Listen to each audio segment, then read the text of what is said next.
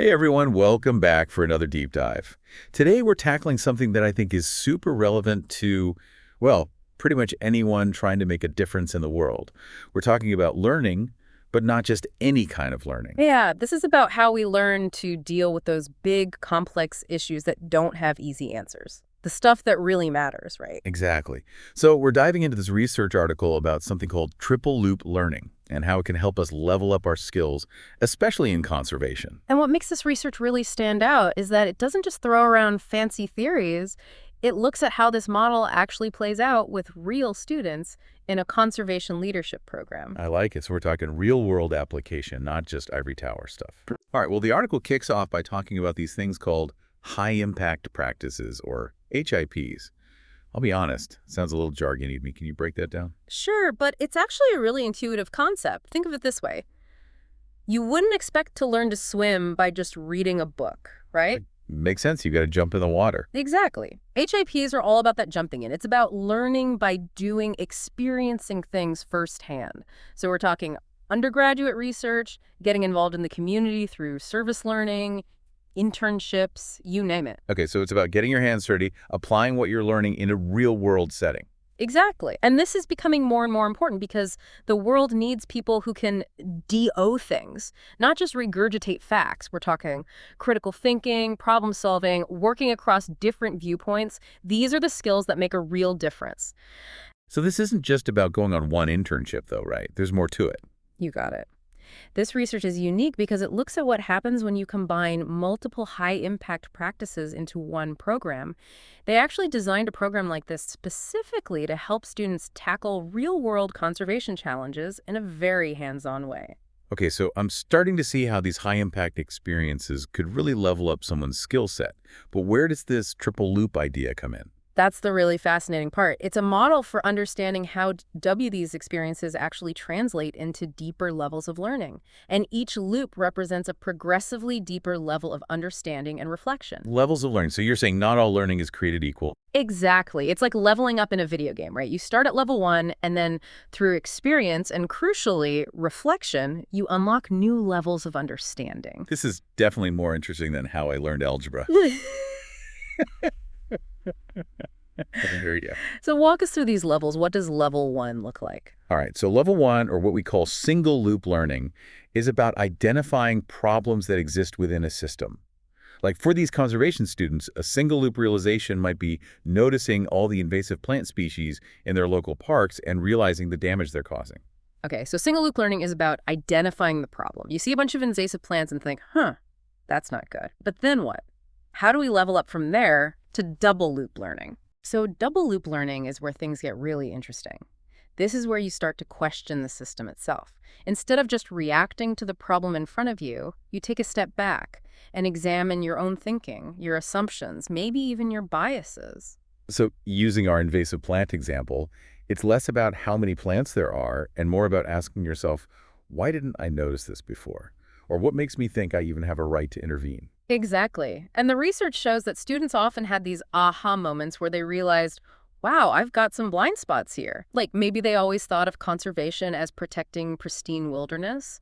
But then by working on real projects, they start to see the human side of it, how important it is to work with communities, not just swoop in with their own ideas. Yeah. That's such a great point. It's like you're not just learning about the environment, you're learning about yourself and how you fit into the bigger picture. Absolutely. And that's what makes double loop learning so powerful.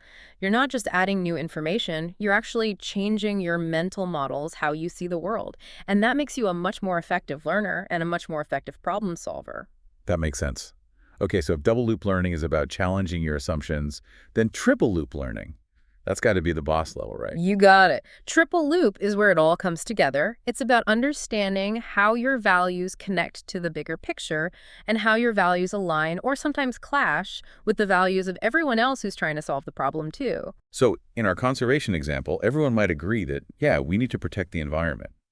But they might have very different ideas about what protect actually means or whose needs matter most. Right. And those differences often come from our values, our experiences, our cultural backgrounds, all of it. Triple loop learning is about recognizing those different perspectives and figuring out how to work together even when it's really challenging. And let me tell you, this is essential for any field that involves people, but especially conservation. That makes sense. You can't save the rainforest by arguing with everyone who lives near it. Exactly. And the research really emphasizes that it's not just about tolerating those different viewpoints, it's about seeing them as a source of strength. When you have people from different backgrounds, you get a much more well-rounded approach, right? Okay, so we've got the game plan, we've got the theory, but I'm dying to know, how did this actually play out with those students in the study? Like, did they actually get to that triple loop level, and what did it look like? Well, that's what's so cool about this research. It wasn't just theoretical. They actually sat down with the students and dug into their experiences to see how these learning loops were showing up in real life. Okay, I'm all ears. Give us the good stuff. What did these students have to say about what they were learning? All right, so we're back. We've talked about the theory, those different loops of learning, but now I'm really curious to hear how it all played out for the students in the research. And let me tell you, their experiences really bring those aha moments to life. So let's start with those aha moments, those single loop realizations. Did any of the students share examples of stuff they'd never really thought about before?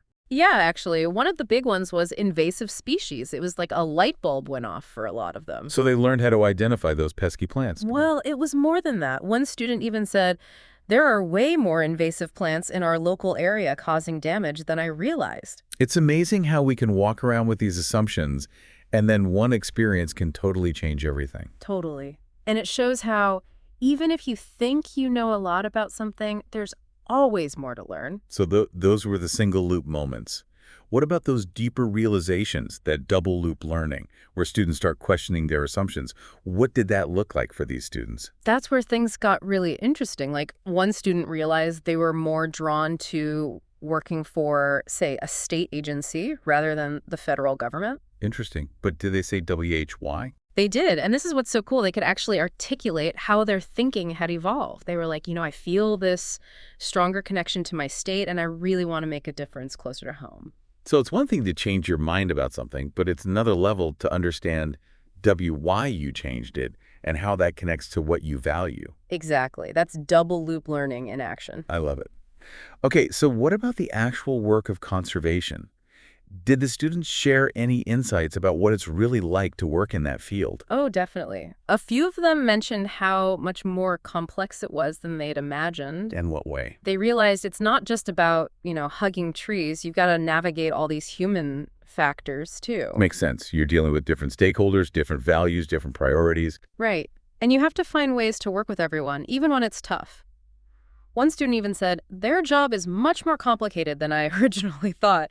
They have a responsibility to the public and the plants and animals they're managing. Talk about a balancing act. No wonder conservationists need those triple loop skills, especially when it comes to working with folks who have different opinions. Absolutely. And the researchers actually found that the group work was super valuable for this. Like, having to collaborate on real projects really forced the students to confront different perspectives head on. I bet there were some interesting conversations. Any examples come to mind? One student talked about how tough it was to go door to door and convince people to change their behavior to help the environment. They were like, people do not like you telling them what to do. I feel that. Even when it's coming from a good place, people don't like to be told what's best for them. Exactly. And the researchers actually highlighted this, saying that having a team of individuals with various backgrounds is extremely helpful in approaching a problem systematically. It's recognizing that those different perspectives, even if they clash with yours, are valuable. It's about embracing that diversity of thought, right? Not just putting up with it. 100%. This has been a fascinating deep dive. But I know some of our listeners might be wondering how this applies to them. Like, triple loop learning, that's great for saving the planet, but what about saving my sanity at work? And that's what's so exciting about this. These principles, they aren't just for conservationists. They apply to in your field where you're dealing with complex issues, whether you're in business, education, healthcare. It doesn't matter. These learning loops can help you become a better problem solver, period. So any tips for our listeners who want to try this out in their own lives?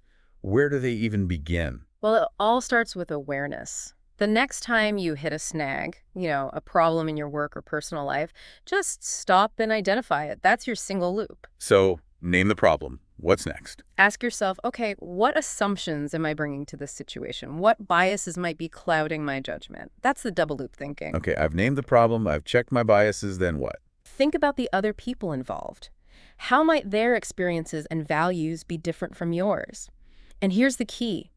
How can you use those differences to your advantage to come up with a more creative, effective solution?